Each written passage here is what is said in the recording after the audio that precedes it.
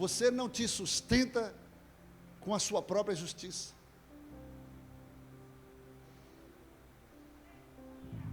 Não te sustenta. Mas é a misericórdia de Deus.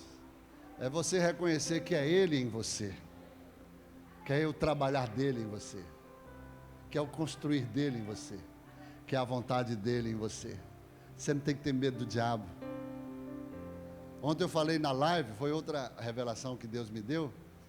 O diabo, ele é estéril. O diabo não tem filhos, ele não pode, ele não tem capacidade de gerar filhos. Ele é estéril. Esse é a maior dor do diabo. Você sabe quando Jó foi provado por Deus? A Bíblia diz que os filhos de Deus compareceram diante da sua presença. E o diabo estava rodeando a terra, passeando, e se infiltrou no meio dos filhos de Deus. E aí Deus viu o cão lá no meio e falou: o que você está fazendo aqui, rapaz? Até porque não é o habitat dele. Ele estava rodeando a terra.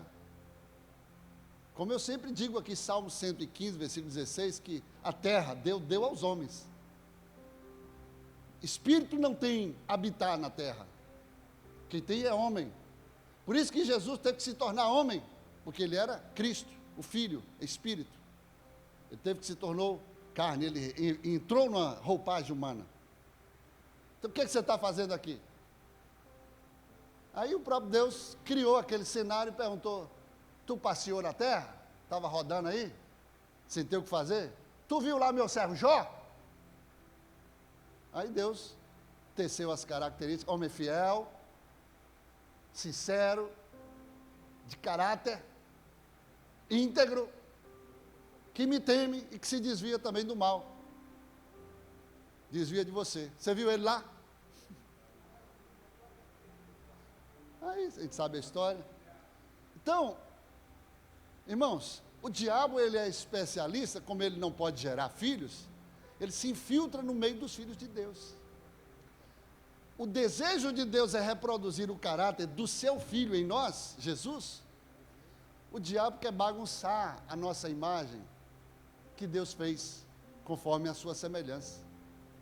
O diabo quer adulterar essa imagem que Deus plantou dentro de nós. Amém?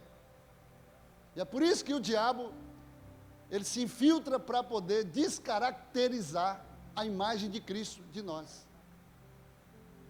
E aí ele entra para poder, em vez da gente bem dizer, a gente começa a maldizer.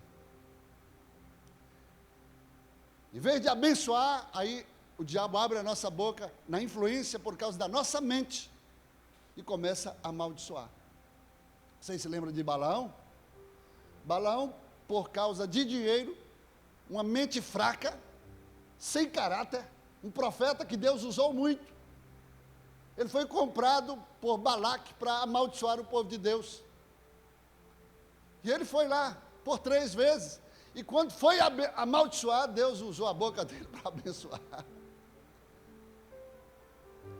Para determinados profetas e tipo de gente assim, irmão, Deus usa até um burro profeta para falar para um profeta burro. Usou uma jumenta para falar para o profeta.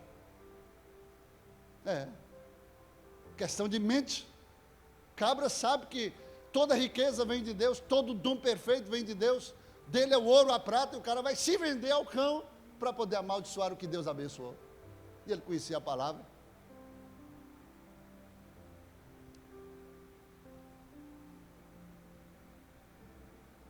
Então ele foi amaldiçoar, Deus botou a bênção na vida dele, na boca dele, para mostrar que o que vai prevalecer é o que Deus abençoou, ninguém pode amaldiçoar.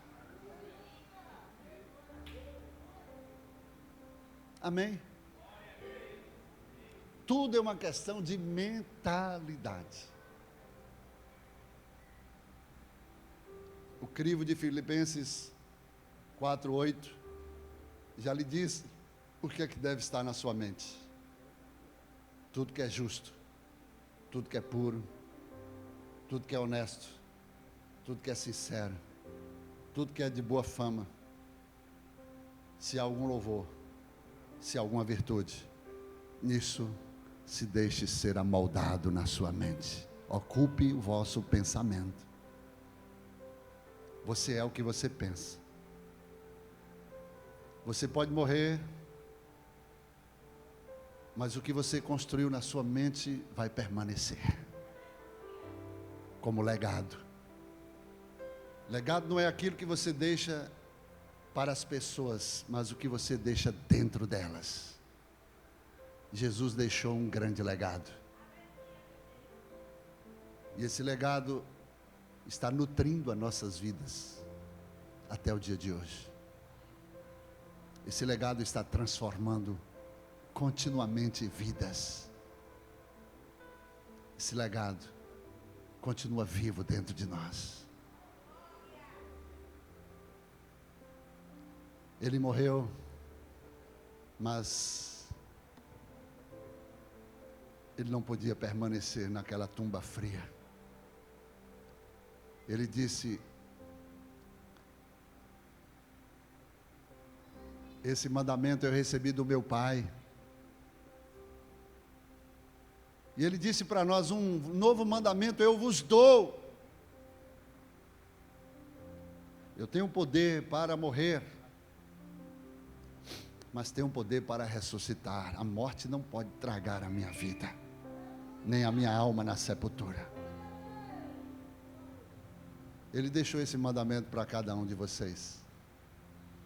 Não tenham medo da morte. O governo que eu coloquei sobre vocês, eles vão influenciar você não somente aqui nessa vida, como Paulo disse, o viver é Cristo. E depois da morte é lucro. O resto virá reboque. É lucro. O governo de Jesus Cristo influenciará você não somente nesta vida, porque a sepultura não pode interromper a sua vida. Você continuará desfrutando de tudo que você começou aqui nesta terra, no porvir. Você terá galardão, você terá recompensa de tudo quanto você fez para Ele. Se você achar que a sua vida se resume apenas a esta vida, na carne, neste mundo você é o mais miserável de todos os homens. Por isso que você não tem que se ater apenas aqui na terra, aos sentimentos que te ligam a esta terra, porque emoção nos liga à terra. Amém? Emoção nos liga à terra, porque a gente, para viver num corpo, a gente precisa pensar, a gente precisa desejar. Então muita gente deseja, pensa, né, as coisas deste mundo. Como disse aqui nosso irmão Marcelo, né, a teologia da prosperidade. Ou seja, as pessoas colocam o dinheiro sobrepujando a prioridade número 1, que é Cristo. Mas não é que o dinheiro é ruim, não, porque Jesus fala de dinheiro do que qualquer outro assunto na Bíblia. O dinheiro é bom, porque Deus é o dono do dinheiro, é o dono do ouro e da prata. Ele é o dono, e Ele coloca nas mãos de quem Ele quer. Inclusive há promessas que Ele vai transferir riquezas. Provérbios, você vai ver lá, transferência de riqueza. Ele pega da mão de quem não serve a Ele, trabalhou, juntou, amontoou, para depois transferir, porque ninguém leva nada. Sempre haverá uma transferência, e Ele vai transferir para aqueles que sabem o que fazer nas mãos de Deus. Depois, se quiser, não é o tema da nossa mensagem, mas eu posso pregar sobre isso aqui. Provérbios 26, versículo 2, me parece. Você vai ver sobre isso. Você vai ver lá 14, parece, 13, 14 ou 15. Vai ver sobre isso. Então, queridos, eu, para encerrar esta mensagem, mas quem está gostando, diga amém. Eu quero que você, pelo menos, segure isso. Você tem que pensar como Cristo. Pensar na possibilidade, na questão de que você não pode permanecer com uma mente segundo o rudimento desse mundo. Não pode pensar segundo, aleluia, este mundo pensa. Paulo diz, Não vos amoldeis a este mundo, mundo de massificação de pensamentos, de ideias, mas seja transformado, renovado pela palavra, pela mente de Cristo. Pensar segundo o pensamento de Cristo, a ideia de Cristo.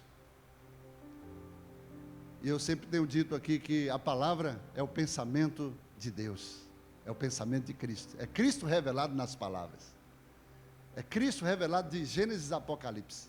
Você precisa conhecer a palavra, porque você vai conhecer, né, todo o pensamento de Deus, desde o princípio até o fim. Ele é o alfa e o ômega, o princípio e o fim. Mas ele também é o caminho que leva o começo ao fim. Ele é o percurso de Gênesis a Apocalipse. Ele está em todos os livros, se auto-revelando a cada um de nós. Amém? Então, queridos, hoje você vai sair daqui com essa missão. Eu não posso continuar pensando como o mundo pensa. Deus não fluirá na minha mente com a mente desestruturada, uma mente desequilibrada, uma mente desajustada. A proporção que você se expõe à mente e à palavra de Deus vai determinar o quanto você será cheio de Deus. Quanto mais você se expor, quanto mais você buscar, quanto mais você tiver sede, quanto mais você tiver fome da palavra de Deus, mais ela vai se auto-revelar a você, e a sua mente será estruturada. O seu crescimento espiritual acontece na sua alma, expondo a mente, recebendo pelas portas e entradas da alma, pela visão, pela audição, pela boca, principalmente essas 3 portas, você vai controlar rigorosamente para que o seu coração esteja totalmente cheio de Deus. A boca vai falar o que a mente pensa, mas o que for gerado do coração. Todo pensamento não nasce na mente, mas vem em forma de intenção no coração. É codificado na mente, vem do coração.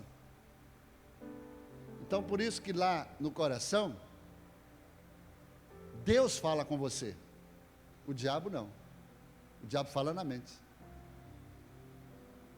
Mas quando o diabo consegue penetrar pela mente e chegar ao coração, aí o negócio ficou feio.